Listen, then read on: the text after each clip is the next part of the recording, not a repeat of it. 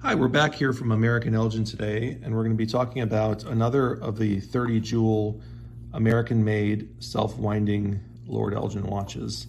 And this particular model is the E model, and this is a very rare and very beautiful watch from made between approximately 1959 and 1963. It has a solid 10-karat gold case made by Queen's Watch Case Company out of New York. You see the little crown there. That's the logo of Queen's Watch Case Company. Very interesting design.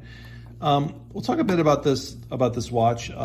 This is a watch which is quite scarce. It doesn't appear very often. We know that it's a letter E model of the so-called thin line of automatic watches that Elgin made. Not from advertising. There's very little advertising for this watch, but rather from an example that showed up in another collection with the original box and paper. So this is the letter E model of the thin line or thin series. Again, this watch was made. It was made in the United States in Elgin, Illinois, at the famous old Maine plant, and it uses Elgin's 760 movement, which has 30 jewels, the self-winding, which is the only American designed and made full rotor automatic movement ever. And the movement that runs this watch has been recognized as being chronometer quality by Ranft and other, the Ranft database and other, which is the largest watch database in the world, and other people who study this and have looked at these watches. It's a very high quality movement.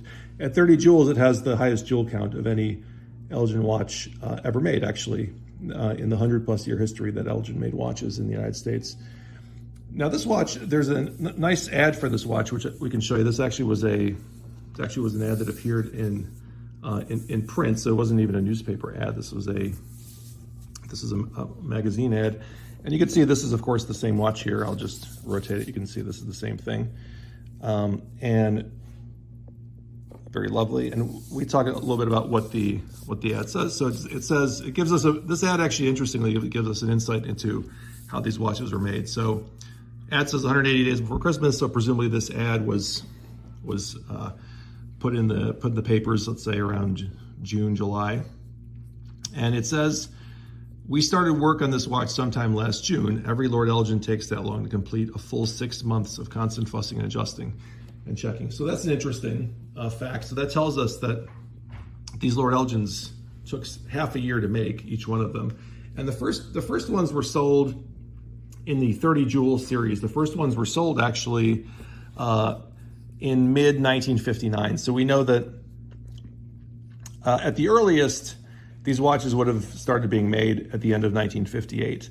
But that doesn't really tell us the whole story, because to design and manufacture and prototype these watches and so on before you could even start making them is a process that undoubtedly took years. These watches have, the movements have dozens of unique components that are not used on other Elgin watches. So they are unique to this line, this 30 jewel / 27 jewel line, which are related lines that Elgin had.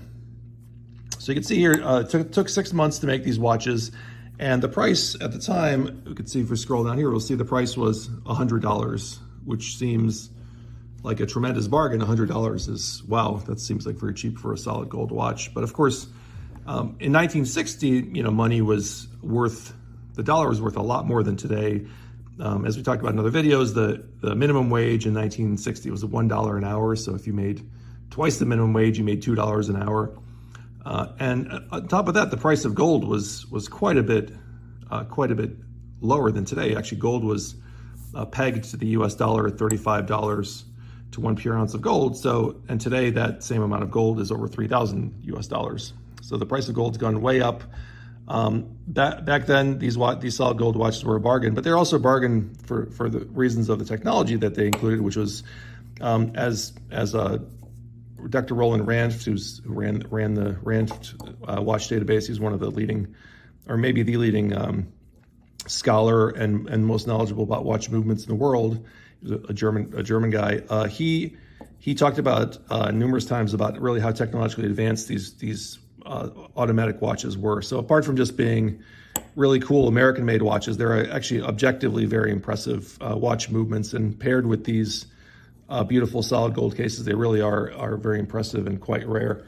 Now this watch is housed, as mentioned, in a case. This gold case is made by Queen's Watch Case Company out of New York, as we mentioned, and this is case reference 2401. So if you were to take apart the watch, which I do not recommend, this is not something which would be a good idea if you haven't done it before. If you were to look inside the back of the watch case, you will see that the case number is 2401, and actually this is, if you imagine this is the back of the watch case. If you've taken it off and flipped it over, you would see that number 2401 inside there. Now, interestingly, in all of our research, it only appears there are 2 ads for this watch, 2 advertisements. Now, probably there were others, but they just haven't survived until today. So this was not a watch which appears to have gotten heavy advertising, because we do see a lot of ads for other versions of the 27 and 30 jewel Lord Elgin watches, but this particular one only seems to have 2 ads that we were able to find. And it is, in real life, it is also very, very scarce. So it has a very classic design, very elegant. This particular case is just fabulous, extremely clean and almost new. It looks like new.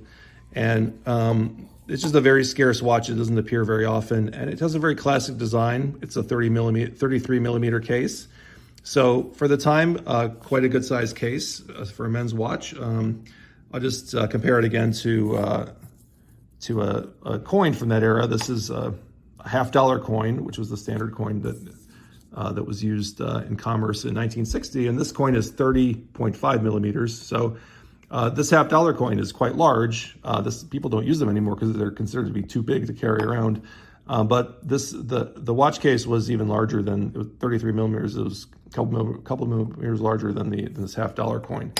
So it's not a small case. It is, for the time, it was a very standard size, and even today it does hold up very well. The design's very elegant.